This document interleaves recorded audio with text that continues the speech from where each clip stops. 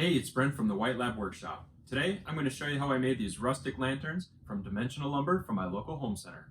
Let's have some fun.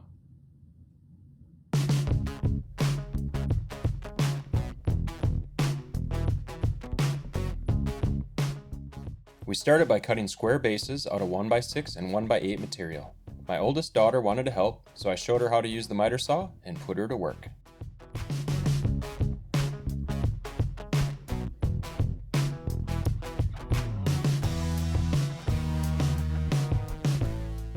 The idea for these lanterns came from Jamie Costiglio. She's got plans on her website, which I'll link in the description below. We're going to make 3 different sizes based on her plans.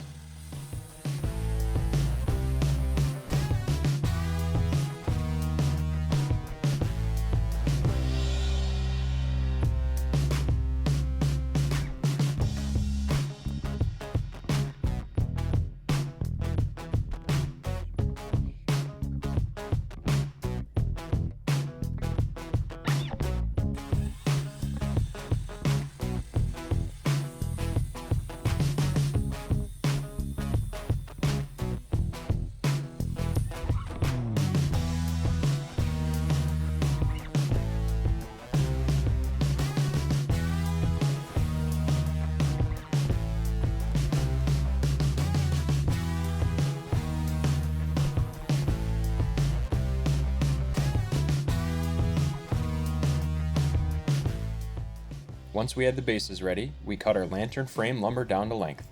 We're going to be milling down 3/4 inch square dowels from a 2x6.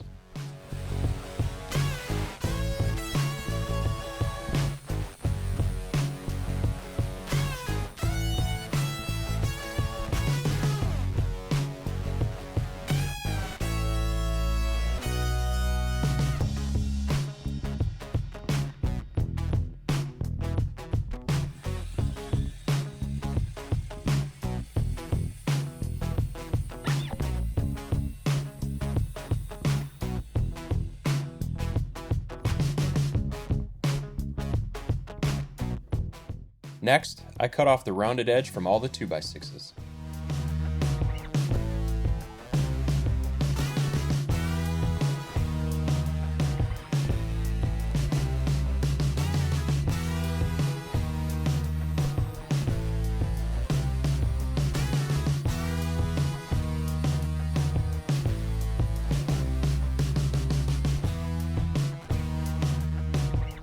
I then set my stop block with my guide to be able to repeatedly set the rip fence to cut 1x2s off the outside of the workpiece.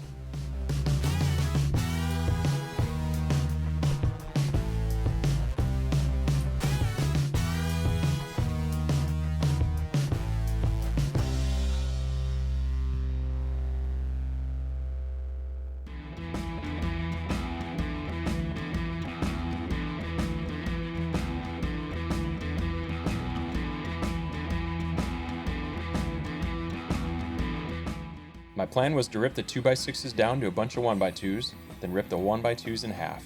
Now, I'm sure you're thinking, but wouldn't ripping a 1x2 in half leave you with a 1x1? Haha, there you go using logic again. Everybody knows that lumber sizes don't match their actual sizes. Ripping 1x2s down will actually net 3/4 by 3/4 inch results. Well, it would if it weren't for the saw blade curve taking an extra 1/8 inch. Ah shoot, this is getting complicated. I'll just make it simple by saying that all this ripping will result in square dowels that are 3/4 inch by slightly less than 3/4 inch. We're going for the rustic look here, not perfection.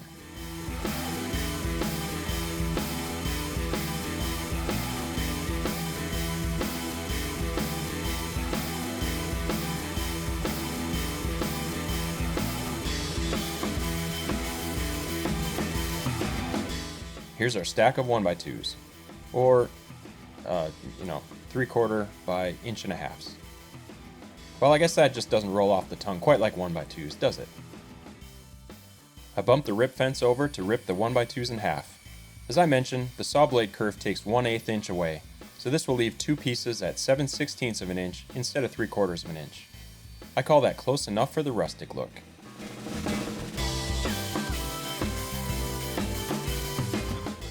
Woo! That was a lot of cutting. Not done yet though. Some of those need to be cut down for cross pieces. so I pulled out my crosscut sled and set up a stop block to make it easy to repeat the cuts.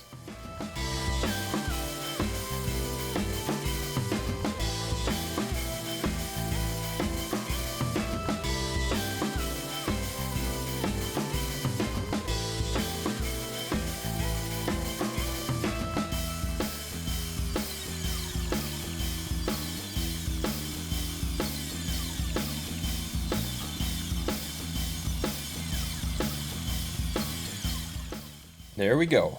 That should make a few lanterns. Now it's just a matter of gluing the ends and nailing them together. I tried to lay them flat to nail them together, but there just wasn't enough support for the nail to get driven in all the way. So this turned into a bit of a balancing act in order for my nailer to use the table as a solid base to drive the nails. Let's sit back and enjoy the awkwardness.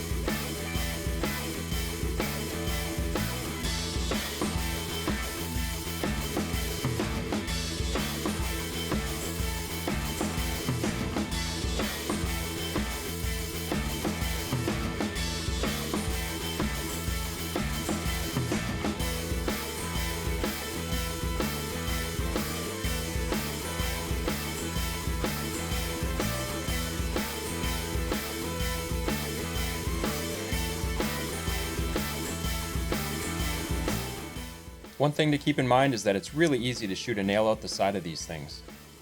In those cases, I just use pliers to wiggle them out and nail them again.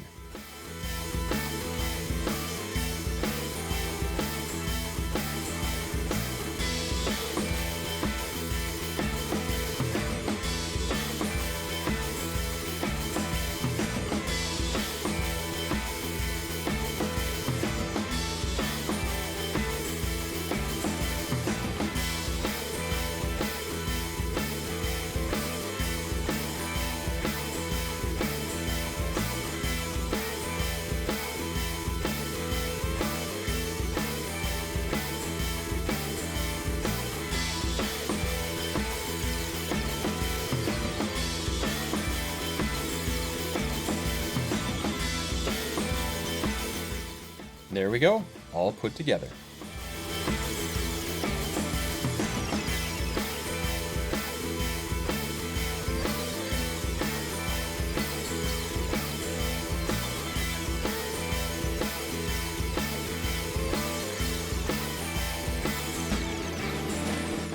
My wife from the White Lab house chose a couple of flavors of stain and finished them off camera. Here's the final results.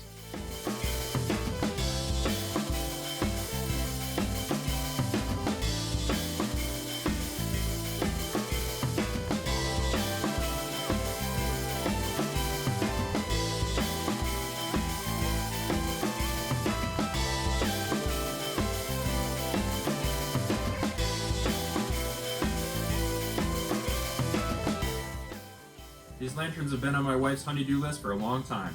They weren't that difficult to make, and she's really happy with how they turned out. If you like this video, consider hitting that thumbs up button and subscribing to the channel. We've got a lot more woodworking projects queued up, and we'd love to share them with you. Thanks for stopping by, and we'll see you next time.